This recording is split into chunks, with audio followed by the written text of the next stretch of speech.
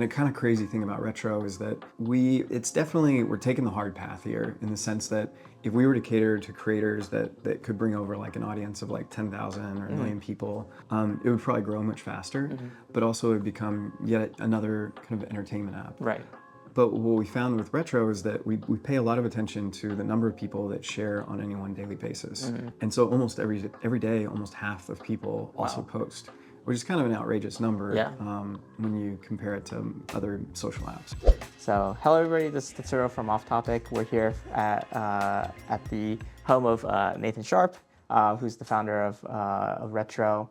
And Nathan, thank you for having us over today. So excited to be here. Yeah, this is your home office. Yeah, this is where I do most of my work, yeah. Amazing. Amazing collection of books over here. Can you tell me a little bit about kind of the collection you have here? Oh, wow. I don't have a super deliberate way that I collect books. I think whenever I find that a book is interesting, I usually buy it before the inspiration expires, and I like to have it on hand. Right. So I don't usually read a book front to back, like right when I get it, but I like to think about my library almost as a tool set. So it's like, if I want to know about how to grow an app, the cold start problem, for example, is great. If I'm really into like something new, like Charlie Munger's philosophy. I know it's here, and I don't have to read it front to back, but I can reference it. So I like to buy books. I have like a bookshelf in the basement that's the overflow. But it's always nice to dive in. And so you said, before we began this interview, you mentioned that this kind of bookshelf was almost kind of a representation of retro's kind of culture. What did you kind of mean by that? Yeah, well, I said books are an important part of our culture, and I think there are probably two reasons that's important. One is that for retro itself, we built it so that you could stay closer to your friends and that you could help appreciate your own life, and then you do that through photographic memories. Right. And what we think is that whenever something is physical in the real world, you can see it, you can feel it, you can stub your toe on it on the ground, you've got to move it out of the way on your desk. It's intentional, right? And all of those things go on to remind you and kind of sear themselves in your mind and grab your attention. And so I think we like to read books, we like to gift books. I think whenever people go through their first year at Retro, usually a book is usually the gift. And then the second is I think that our team, if you've ever used Retro, it should feel like a very simple app. But if you were to just dig down into any one of the kind of like higher level features or lower level features, you'll see that we've been what we think is really thoughtful. We take a lot of time to think about what we ship. And as a part of that, I think we read and think a lot about the external world as well. Right. So can you give a little bit of a quick intro about what Retro is, how a user uses it, and then about how you got to the idea of Retro? Yeah. Well, Retro is just really simply a totally new type of social media. And the idea is that we wanted to build a social media app that actually brings you closer to friends, that helps you appreciate your own life, and does it without hijacking your time or attention. And we tried to accomplish all that by designing it like a weekly photo journal. So it really doesn't require much change of behavior. Right. You just take the photos and videos that you've already taken throughout the week, that you probably took because you were encountering a moment you wanted to remember, and you choose the best ones that you want to remember for yourself. And then kind of as a byproduct, those are also the best photographs that keep your family and friends, you're really the people that you want to know about your life and want to know about theirs, in the loop on what's going on with you. Right. So very simply put, it's a weekly photo journal that you share with friends. And the way we got started is that the product team is mostly people from Instagram formerly. So my co-founder and I, Ryan, were the product and the iOS leads whenever Instagram stories shipped. And we always loved that product. We loved that use case of staying close to friends. We always saw Instagram stories as kind of a window into the lives of your friends. And when we reflected on that project, obviously the product and the feature went on to huge usage. Right. But our favorite part was the month before it actually shipped to the public. My papers are blowing in the wind over there. Gus from the San Francisco Bay. Our favorite part of the project was the month before it shipped to the public. And the reason for that was that the feature was mature enough to work. You could share your photos with people. But it was really just your friends. And it was only those friends at work that had the build on their phones. Right. And it was just magical. A lot of times people talk about a magical moment in using a technology or using an app.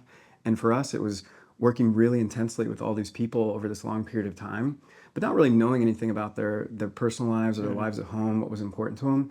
And when they started using the feature, they hadn't posted Instagram for, say, 2 years or so, and they posted their first story, and you're like, oh my God, you live next to me. And like my co-founder Ryan was a rock climber, and I didn't know that about him, and like all of a sudden I had this window into his life. And so we always remembered that. That always like really sat in our memory. And then like we went on to do different things inside of Meta. We kind of both treated it almost like consumer social grad school. I got really into different types of products. I was into like people matching products. So I worked on Facebook dating. I got into community products and worked with Facebook groups. I got into VR for a second as just like a totally new medium. And Ryan went on to lead the Instagram Innovations Lab, which did a lot of work across a lot of different products in Instagram. But we always came back to this little dive bar in San Francisco every now and then and talked about how there's a better way to build product, there's a better way to build teams, and we should just do that one day. And so finally, around 2022, we started getting really serious about doing that, and we left, started chipping away at what is now called Lone Palm Labs as a consumer app studio. Right. And Retro was our first product there, partly because it was our favorite thing to work on together. Amazing. So, how is it different from kind of all the other kind of social media apps that we've seen so far? I think you can, like when I looked at it and when I used it, I think I almost struggled to see like, is it exactly social media? Is it more like messaging? It kind of feels almost in between. Yeah, you're right. I know it's really hard to call it social media, and you can't call it messaging either. What I would say is it's different in a few really big ways. So number one is it's friends only, and what that means is that you never encounter posts from strangers, and the people that can see your life are also the people who you see in the app. So it's a little bit different than a following model. It's a little bit more like Facebook's model where you have to be friends with me and I have to be friends with you before we see our content. So it's friends only. The second is that it's very photo-centric. So it's photos and videos that you've taken. There's not a prompt to say like, what's on your mind, where you kind of type that out or anything. And part of the reason we did that is that we feel like photos and videos are still such a familiar medium and are the main medium for you to kind of capture a moment and a feeling in life. They're also really positive. Like if you're sharing photos from your own life, you're oftentimes not like venting and like spouting negative thoughts and stuff. And so we thought, it's really important for the world to connect and to speak, and freedom of speech and all of that is like super important, and it's important to have those apps. But we just felt like the pendulum had swung so far toward entertainment and broadcast communication, and even group threads, and that none of those really scratched the itch of like wanting to just passively post like what I've been doing this week, what's been important to me, what's been memorable, and allowing the people that care about me to see those. So, it's friends only, it's photos and videos only.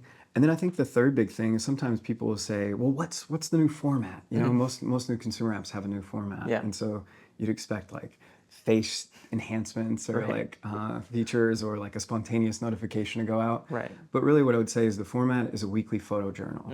And the reason we think about that as our format and why we designed the whole app around that as the main dynamic is because most people don't take a photo every day, and most people don't encounter super interesting things every day. But you do almost every single week, especially if you get the weekend in there. And it's our opinion and the opinion of the product that if you've gone a week and you haven't captured something that you want to remember, you should try harder. That you should. Like even if it was a down week or a bad week, the beauty in like using an app like Retro is that it accumulates and helps you look back on life, like we talked about. And so it's a weekly photo journal, and what that does is it also just completely depressurizes this the feeling or like the prompt to share. That whenever somebody sees a boring cup of coffee that I just posted, they aren't like, man, why is Nathan wasting my time with this cup of coffee? Or that I need to like post something. Yeah, exactly. Because it's like, well, that probably represents something Nathan wants to remember. And and just knowing that on both sides makes it feel like a very calm, comfortable, fun way to share. Interesting. And it feels almost kind of antithetical to the current kind of landscape, right? Where everything is going towards video, everything is going towards less kind of friends and family, more kind of public broadcast or like finding interesting things that maybe your friends didn't post, but someone else posted, and it shows up on your feed, right? Yeah, exactly. And I really like the reason why you chose like to be a photocentric and not video centric, Yeah. right? And the fact that photos tend to be more positive. I never Yeah. thought of that, but like thinking about it, that's actually really true. You don't Yeah. usually take a negative photo and share it with someone, Right, right? right. It tends to be either positive or kind of mundane. So like that's a really interesting insight that I never thought of. Yeah. But that makes sense. And we do offer videos. You can share videos, Right. and I love that as a personal use case for like home videos of my kids and that type of thing. For me, it's replaced this like the use case I had growing up where my dad and mom would used to like take those VHS home Yeah, videos. yeah. You know, they're all in retro now. Amazing. In terms of like the common use cases that you've seen users use retro, is it like couples using it, families using it? What type of person most uses retro right now? Yeah. From what we've seen, there's really three distinct groups of people that use retro. In the very, very beginning, when we launched, I think people, especially in the US, saw it as this like really refreshing throwback to a state in social media when things were simpler, Right. easier, and more friend connected. So you kind of had what we call that group is like kind of creatives or designers, people that are really into like aesthetics and Right. simplicity, appreciate craft.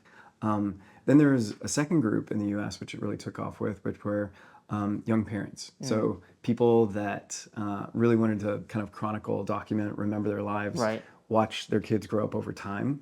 And that was like the very initial seed community. And then the group that it's really blown up with and scaled with is mostly Gen Z. So people, ages 16 to 24 or so. Right. And what we're finding there is that they want to use it kind of as just a way to like again document their lives and just tell their friends they're still alive, without having to like wade through all this brain rot and that type of thing. Right. Something we hear so often is that the apps that still cater to a friend connection use case also really cater to this like attention grabbing entertainment use case. And you'll get a DM from a friend.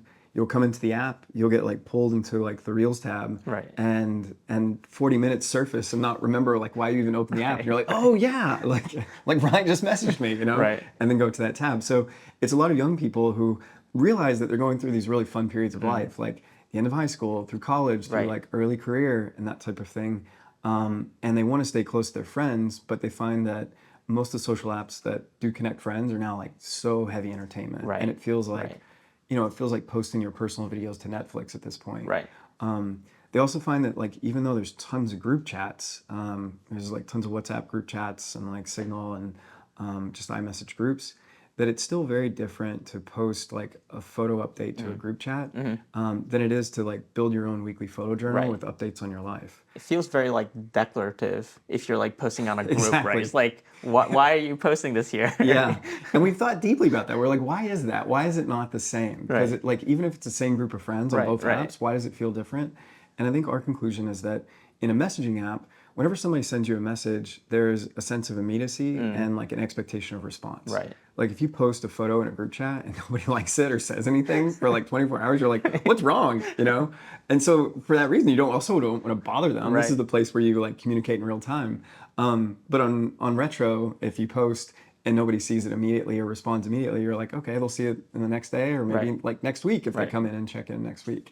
And that's cool because that's how it's designed. Right. It's purposely designed to be a slower pace, right? And Yeah. that's also the beauty of it, because you don't want to like create a weird sense of urgency that I think a lot of the other apps are Yeah. creating. Yeah.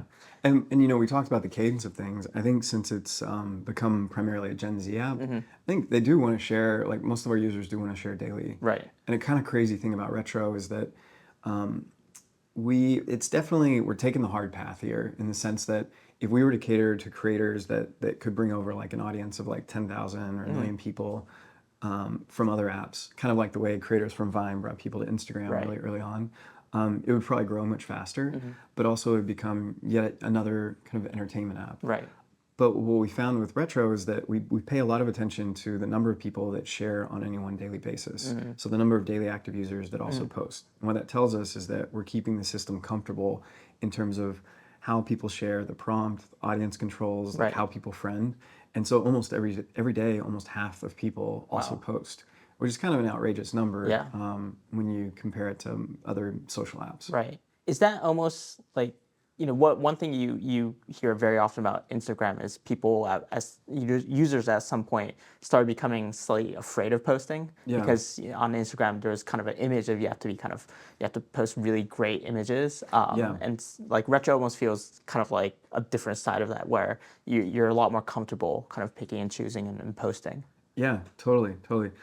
Yeah, there's always a bit of a pressure bar, and I think at least for me, it's become even higher as content is not just coming from people that you friend or follow, but coming from suggested. Right. If you kind of think about it, all these apps and opening up suggested content and For You pages have created essentially a global Olympics of the best entertainers, right. And so the reason you spend so much time there is those videos are like, these are the people that are like the best Right. at capturing your attention and holding it. And it is like legitimately funny or entertaining, informative, all those types of things.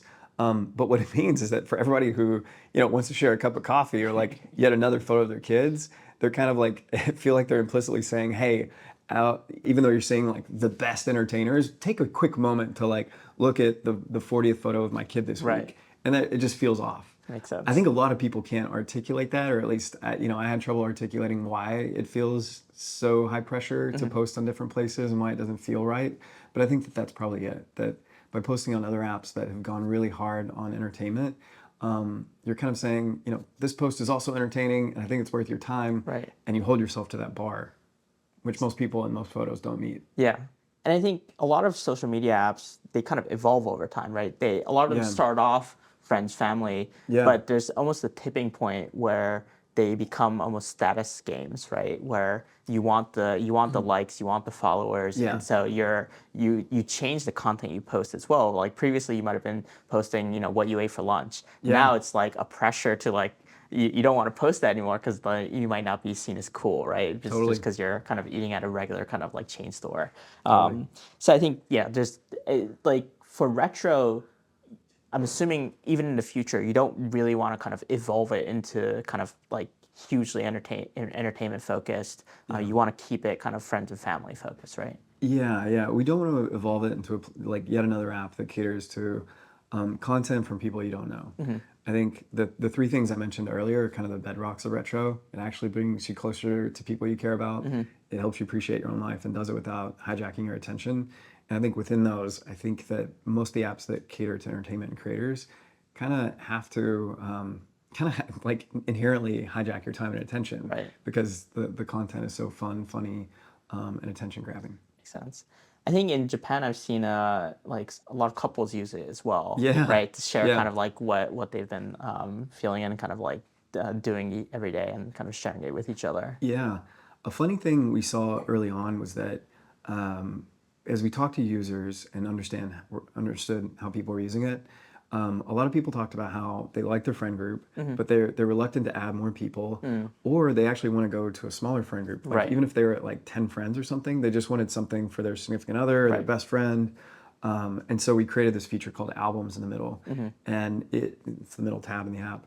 And it was originally called Journals because like the feature was like pretty opinionated, where there's already Apple shared albums for like one-off things. Right. But there's not really a good place to like basically add photos and videos as something grows or builds over time. And so mostly for couples, but also people that are doing anything that want to follow over time. So, Right. I have one with my wife, and like we always post our date night photos there when we go. And now we're in the habit where we just remember like document this in retro, Right. so that at the end of the year, usually for like our wedding anniversary, it's cool because you can like print out all the different photos. Yeah. A fun one too for us and our kids is that we capture photos of the kids, so you watch how they change in walking and talking. But the most fun is that we capture their art too, and so it's a separate one where we take photos of all these all the crazy things that they draw. Right. It starts off scribbling, and then over time it just gets so good, and that's kind of the perfect use case. Right. And I think this is a very important kind of use case and feature, just because I think more and more a lot of our identities are not like in one friend group, right? Yeah. There are multiple friend groups across different interests, across Right. different things. Like I have friends that I only talk kind of basketball with, right? I have friends that I only talk about work with, startup folks that I talk about kind of like startup advice and things like that. So it's kind of depending on who you want to talk to, like you want to share different photos, different videos, different content. Yeah. So. Most recently, a lot of our growth, like we're kind of on a growth spurt right now, and we think it's partly because the group that I was talking about earlier that's still in school, are creating albums like at the beginning of their like junior senior year or at the beginning of college, so that they can look back. And they've heard about people doing that, and so now they're like kind of crazy on it. No, that makes sense. Can you talk a little, like anything you can share about the traction you guys have built? I know you guys have launched in multiple countries. Some of them rankings have been pretty high in the App Store, both in Japan and I think in Taiwan? Taiwan, yeah. Yeah, as well. And then I think some in Europe as well. So. Yeah. Sure. So yeah, we opened up in 2023, in the summer of 2023, like really early in the product's development, and did that just so that we could kind of learn how people use it over time. And it was funny. Right from the beginning, we had the most users in the U.S. We were a U.S. company, and and a lot of like our initial coverage when we opened it up was in the U.S. But the city with the highest concentration of users was always Tokyo, like from day one. And we saw like over time that group of users grew. And then there was a moment, I guess in late 2024, whenever it started to go viral in Taiwan and Taipei. And like it went so viral that it was at #1 in the App Store for a while, above like ChatGPT. And most of those users retained. And so now actually Taiwan is our #1 market in terms of users. How did they find you though? I honestly, it's so funny. Like you have to do a lot of detective work when this happens, because if you're not doing active marketing in a market, it's sometimes difficult to find, especially if something's being shared You're not privately. doing active marketing. Well, now we are. Okay, so like what we try and do is we try and find like where there's a dense population of users, and then we'll find like people in that country who vibe with like the ethos and the taste of retro, and find other people who can kind of speak to why it's good. But what happened in Taipei is like we did find a few of those, and as they posted, I think that there were a few posts that got like really significant engagement in terms of people talking about how they use it. But the best that we can explain it is that it was the product working as it should, where like one person came in and invited five friends or so, and that just happened again and again until it got to a place where it felt like those groups of friends were all entirely on it. Wow. And at first, what was funny is that for almost a period of a year, most of our fast growth occurred in Asian countries. So in Taiwan, Hong Kong, Japan, Korea. And we were wondering, like, is it going to grow as fast? Is it a cultural thing? Like, is it going to grow as fast in other places, especially the U.S., where we're all from? As we got into it and asked users why they use it and what resonates, and if there was like something that was like really distinct in how they use it. And really all we got to is that I think they really appreciate the aesthetics of it. And that at first people really liked the way their profile made their life look. You can see kind of more of a bird's eye view, and it's very organized. And so I guess like the attention to like craft, aesthetics, like just a frequency of taking photos. But really it just seemed like it caught on with a group of friends at first. And this last month or so has been exciting because for the first time, we're seeing it go #1 in Canada, #1 in Ireland, #1 in Norway, Denmark. It was the 8 photo app in the U.S. for a second, and it just tells us that it's probably not cultural. I think that everybody wants a private app. I think that everybody likes aesthetics. Like maybe they're not the first movers to it, but everybody wants their own photos in their own life to look good. And then most generally, like people share what's called recaps back to their larger audiences. So when you use retro and you start to use it like on a weekly basis, you get a month's worth of memories. And even though your like Instagram graph is kind of too big and broad at that point, a lot of people like to kind of select the 3 to 30 photos or so to put in a collage or a video slideshow and share them back to Instagram. And that doesn't seem to be something that's like unique to Taipei or to Tokyo or interesting. Yeah. Because like I think with like Instagram or like with Twitter or even most recently with like Threads, we've talked to a lot of teams there, and every single time there's almost certain like cultural differences, right? I think on like Instagram, the very common one difference between Japan and the US is Japan takes a lot less selfies. Yeah. Right. And Yeah, they yeah. take a lot more pictures of like food and other stuff. Yeah. In the US, there's a lot more selfies involved. I think with Threads, I think like it started off in Japan with like housewives. Yeah. And so like all these like there's Yeah. these like different things, but like the fact that there isn't is actually really really almost significant in a way. And so Yeah. it's the product talking for itself. Yeah. So that's really interesting. Have you found any like really unexpected use cases that you've seen from users that maybe it wasn't part of the original kind of plan in the app, but then maybe actually it would be? Yeah. So one thing that we found, and this especially started in Japan and Taiwan, was that we had built your profile so that you could retroactively fill it in. And it was always designed in that way. And we did that because it kind of depressurizes what your profile is. If you can't get to it today, you can do it later. Right. If you've been on the app for a year and I just joined today, I can catch up really easily because I can just go through and fill that out. Right. But when we launched in the US, we found that people would go back and do like a couple of months, and that was like they got their fill from that. But I think the thing that was really surprising to us is as we went viral in other places, especially Japan and Taiwan, people would go back almost like 2 years or so into the past. And I think it was just the act of if you use this feature in the app, you'll see we allow you to create like 2 years of a profile, but in a very bite-sized way. You just, when you go into the composer, it just shows you, the 30 to 60 photos you took that week. Right. So it doesn't feel as overwhelming as if you just tried to summarize the whole last year, and every single photo from that last year. So I'd say that's probably one of the more surprising use cases for us. And what that also meant for us is that, we're still a little startup, and so it was like quite expensive to like host and serve all those different photos and videos. And so we were like, we need to think quick and probably launch a subscription a little bit more quickly so that we don't like spend all our money just hosting and serving photos and videos in the process of growing. So that was a little unexpected. Got it. Yeah. In terms of monetization, obviously most social apps go for advertisements and maybe some level of kind of subscriptions. I think one interesting thing is for example, in like China, there's a lot more focus on subscriptions as well. But obviously they do ads as well. So what's kind of the plan with Retro?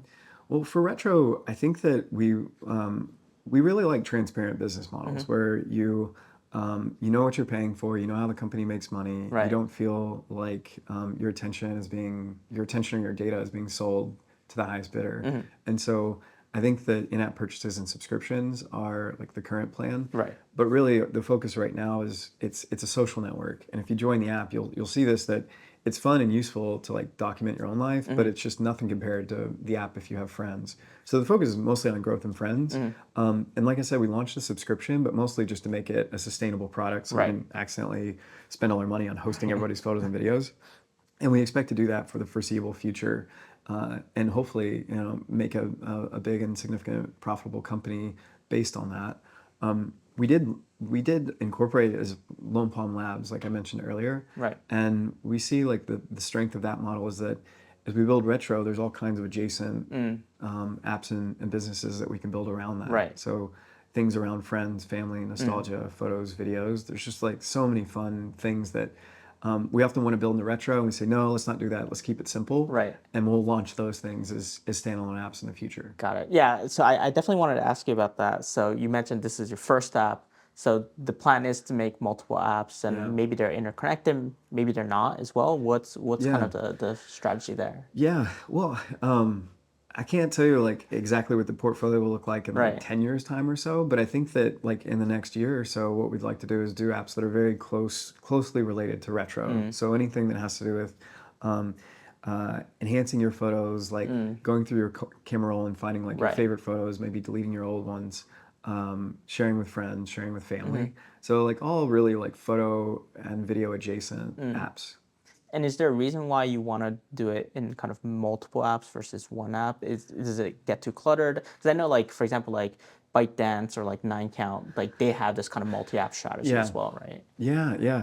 Well, I think the main reason for us is just what you said. We think that as we look at like a lot of the great apps and the apps that used to be amazing for connecting friends and like the three things we talked about, helping you get closer to friends, helping you appreciate your own life, is that in trying to serve like their different users and their different advertisers and kind of the incentives that creates, they create a really complex app. And even though like early on they'll like really anchor to simplicity as a value. Right. That if you're serving some sort of business need, you end up like coming up with a very complex app, and you can feel it as a user. Right. And so I think primarily it's that we don't want to we want to keep retro simple, just family and friends, photos and videos, and just be like every week, every month, just become like a more perfect version of what it could be. Right. And it's really freeing to think that we love this idea, but just not right now. We'll do it in another single player app.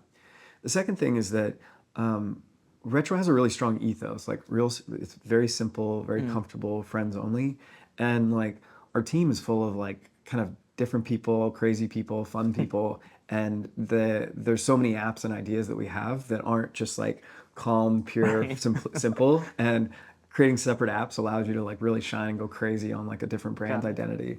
So even though it's probably related in a certain way, like what you can expect to see is things that are like pretty different from what retro feels like today. Is there almost like already a kind of like list of things that you guys want to kind of do next? Okay, there is. Okay. Yeah. Interesting. So kind of last three questions, I guess. One is learnings from Meta. Obviously, a lot of the team is from Meta, or was related to Instagram. I think Meta is often kind of talked as maybe they're a little bit lacking in terms of the 0-1 phase, but like 1 to 100 phase to grow a social media app, they're incredible. They've put it down to science. Yeah. What kind of learnings have you had from working at Meta? Yeah. I think one of the most important learnings we learned from Meta is just how important incentives are for the company, for product leaders, for like the team and the idea there is that whatever goal you set for your employees is probably what you're going to end up seeing in the product itself.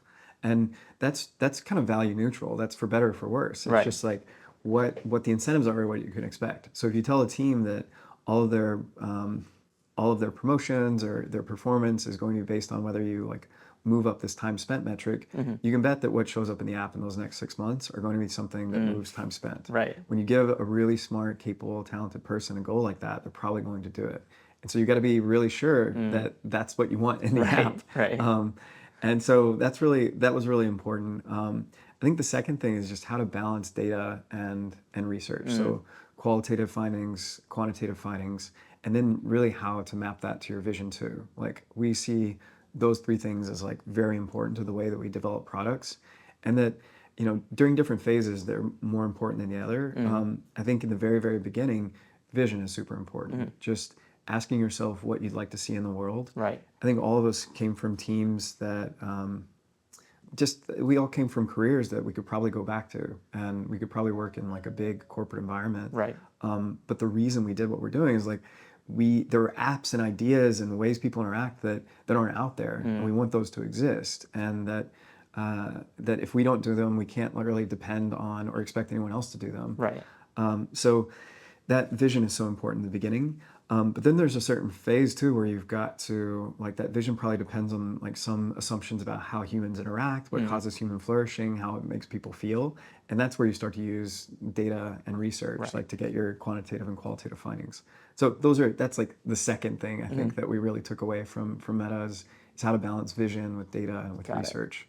Interesting. So last two questions. We started off this interview with talking about kind of books. What's a book you keep going back to? And then what's a book you're currently reading right now that you find interesting? Yeah. Oh man. So there's kind of a trio that I really love, and I think about a lot whenever I'm working and whenever Ryan and I are trying to set the way people work inside of our company. And it's Murakami's books. So Murakami has a book called What I Talk About When I Talk About Running. He has a book called Novelist as a Vocation. And then there's The Wind Up Bird Chronicle. And I think that one of the takeaways from all those books is that some authors like ascribe to this idea that writing is torture and writing is pain, and the most important writing tool is glue, so to glue yourself in a seat. And Murakami does that. He's very disciplined and sits in a seat at a very set time. But I think he puts an interesting spin on it where he has this idea where he doesn't really start and get going until he kind of feels the inspiration and enjoys it. And he's built this into a routine that he just like enjoys. It's like he lives and breathes this routine. And so we think about that sometimes in the way we work too, where sometimes you can't force creativity. Right. There's plenty of things we do that are just pure execution focused, and you need glue. Just sit yourself in front of your computer and do the thing.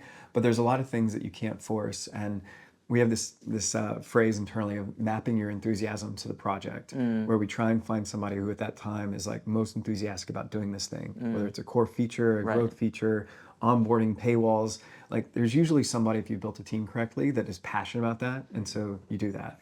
You know, in Wind Up Bird Chronicle, there's like the metaphor of like water flowing again, and I think about that inside of the company sometimes. You can't do something until the water's flowing again. Right. And for us, that's like enthusiasm, inspiration. Interesting. The other thing, when he talks about what I talk about when I talk about running, I never thought about working this way, but he sees running and writing novels as kind of two parts of two sides of the same coin, where writing is this endurance sport essentially, and that his training for writing and like physically getting fit and like, you know, strong legs, strong lungs, strong heart is important to the endurance of like waking up at 4 o'clock every morning and having the energy and the clarity to write great novels. I think about that for our work too, where, you know, running isn't just like a luxury or something that takes away from work, but it's an important part of work itself. It's like getting your body in shape to do knowledge work at your desk behind your computer. It's almost it's like a mindset thing and a physical thing too, right? It's a preparation for what's to come. No, that's really interesting. Last question, you know, obviously, you know, Retro has users in Japan. I'm assuming you've visited Japan before. Favorite things about Japan? Oh man.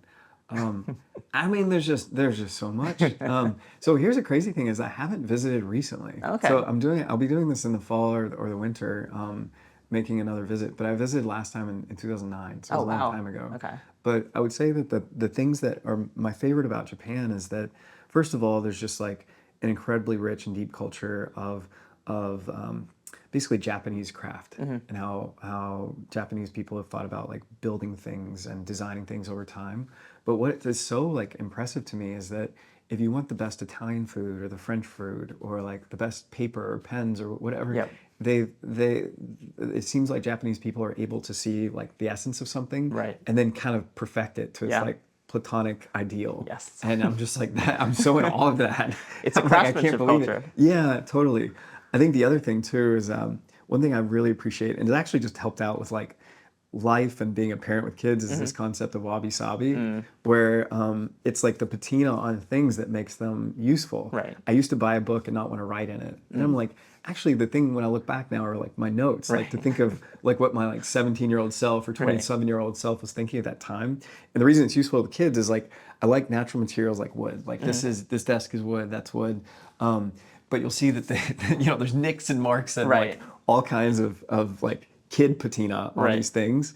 And at first when this happened, it was like, I just got this new table. That's permanent marker, you know? But now you look at it, and as my kids grow up, I'm like, they don't really color in that way anymore. And I'm like, I'm so excited to see these marks. I'm like, that makes this table so much more meaningful to me. So I think those are the two things, like such a culture of craftsmanship and also this concept of wabi-sabi as, you know, seeing things age and like have patina from life's experience. Creating meaning in all these different details and like accumulation of different things that happen to it.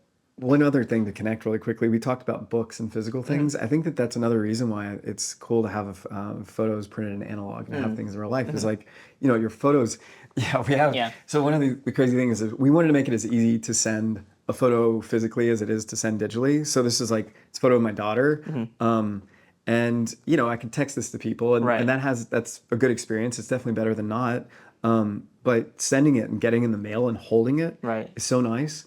But then there's this idea of patina and wabi-sabi, and you can actually like, you know, photo on the desk and you can see the corners get rounded and, you know, creased and that type of thing. And even that makes it feel really special. So it talks about the journey that it's been on. Yes, that you can't tell from a perfect photo that you see digitally, right? Yeah, exactly. Interesting. So, interesting. Yeah, I can't wait to come. Yeah. I'm gonna be there soon. No, I love the kind of the physical manifestation of all these different products, and then, you know, obviously the books as well. It's very intentional, right? You pick and choose which book you want. You pick and choose which photos you want to send, and that it's less algorithmic, right? It's more intentional, purposeful, in almost craftsmanship, right? Of like what kind of thing you want to send to other people. So I love the concept. Please come to Japan. Yeah. Again, I think I'll be there. The retro I'll be there users are soon, waiting very for soon. you. So yeah, hopefully we can do something then as well. But Nathan, thank you for your time. All today. right. It was Until then, incredible. so good meeting you. It's a great meeting. See you. Bye.